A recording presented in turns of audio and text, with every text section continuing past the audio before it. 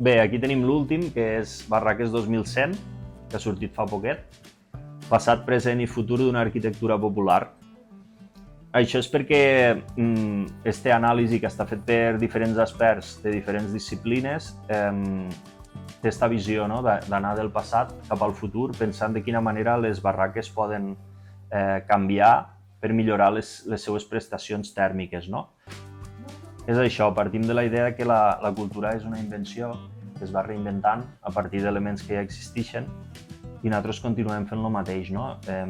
Si als anys 90 David Montllau i companyia van reinterpretar les barraques i van crear un nou tipus de barraca en uns materials una mica diferents, nosaltres estem fent això ara també, una proposta de materials i d'arquitectura diferent a la que tenim ara mateix al Delta per millorar les prestacions tèrmiques i de confort que té. No?